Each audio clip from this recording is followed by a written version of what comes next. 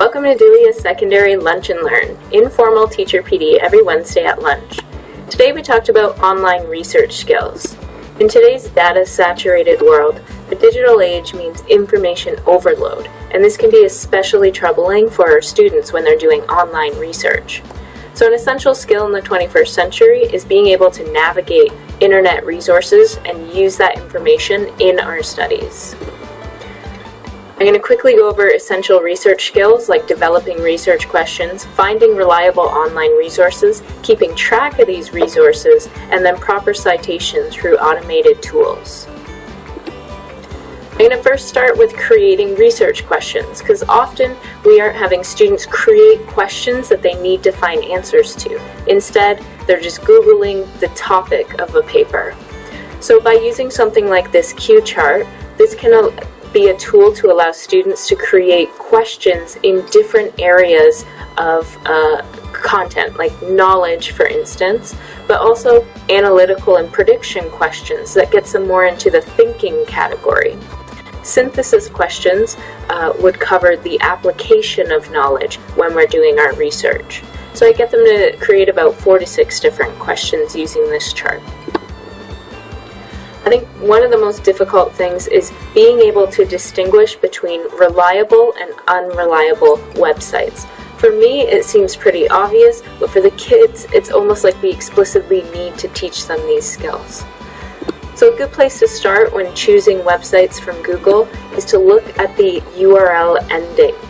So does it end in .edu for education, .gov for government, or .org for organization? These are usually reliable websites or a good starting point for them. Then I tell them to give it the crap test. There's a lot of crap on the internet, so you need to use this criteria to ensure that a website is a good one to use in your research.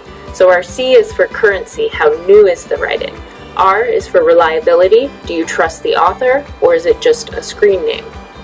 Ads, is the site trying to sell you something? Are there a lot of banner ads? Are there pop-up ads? These are warning signs that this may not be a credible website.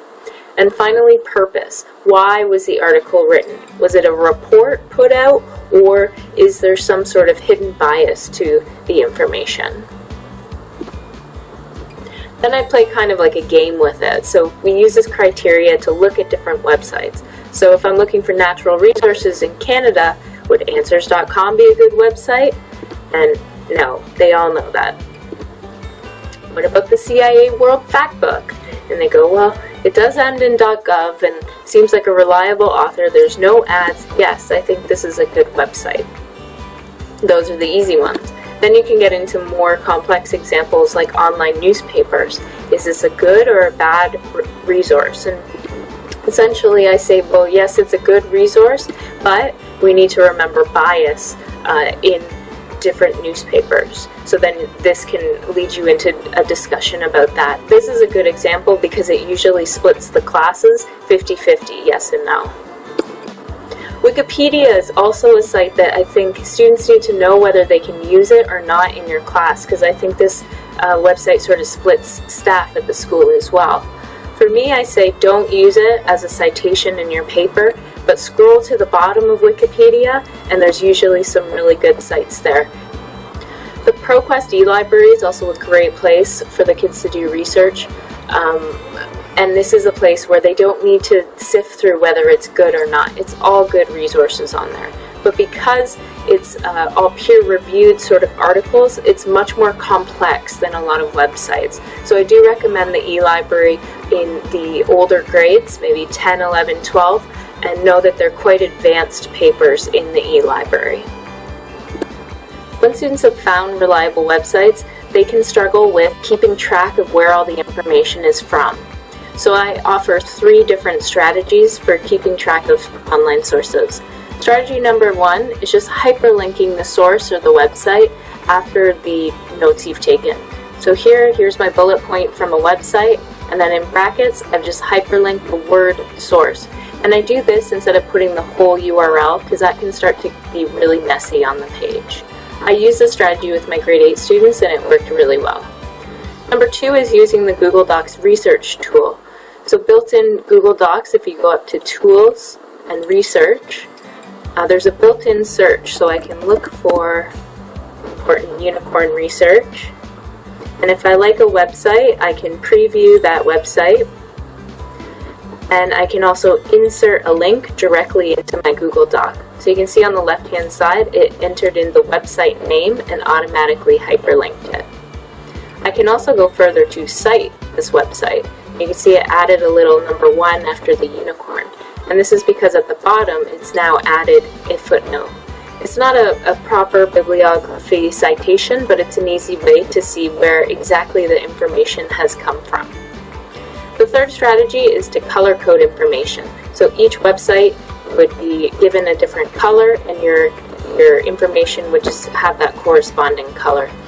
I put together a simple lesson template for citations that you could tweak for your own classroom. So first I go through what citation is, and then we go over what plagiarism is and how direct copying is wrong. And then I also like to show them the teacher side of Turnitin. I think this is a really powerful visual to see how easy it is to pull sentences out of plagiarized work and find where the original source is. Now, I don't think Turnitin's best use is just catching kids. I think it's a really valuable teaching tool as well. If you open up the settings and let the kids see the Turnitin results, then it's a good way for them to understand how much needs to be changed for it to be their own words. Now this lesson will go over paraphrasing and quoting. To paraphrase is to change into your own words, and I break it down into different steps. So first you would copy and paste the sentence, then you would highlight the key words, take those keywords and turn them into jot notes, and then you can make your own sentence. I was running into a lot of kids just looking up synonyms for 3 words in a sentence and thinking that was enough for it to be their own words. So in this template, if you make a copy through Google Classroom, then the students then have an area where they can try to paraphrase a sentence themselves, and this allows you to give them feedback and also have a sort of formative record of how they're doing with paraphrasing.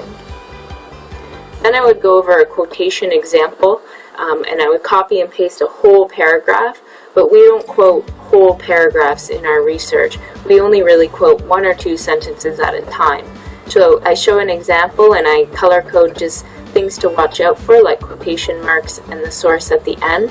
And then of course I give the kids an opportunity to try this out themselves. I also have an example from a novel, so if you're writing an essay, how to pull quotes to use as support. And then at the bottom there's a works cited or bibliography section. So go over what should be included in a bibliography, how it needs to be in alphabetical order, all those fine details. Instead of just saying, well, go to EasyBib and make a bibliography, this is sort of a deconstruction of how the kids would actually do it, with an area for them to kind of organize the bibliography. Now, EasyBib is a tool that a lot of students are already familiar with at our school. If you don't know what it is, you can just put in a website URL and it automatically makes a citation for you. Now, the downfall is that it's only an MLA. You need to pay to get an APA citation. In Google Docs, you can actually get an EasyBib add-on. So if I go up here to add-ons, EasyBib, manage bibliography, a little box pops up on the right-hand side, and it's basically just like the website. You can put in a book title or a URL and then automatically insert it into your Google Doc, which is a handy tool. So all the things I went over today, I just summarized in a one-page printable handout that you can take and copy, modify, hand out to your students when they're doing research projects in your class. That's all for today's Lunch and Learn session. If you have any questions, please don't hesitate to contact me.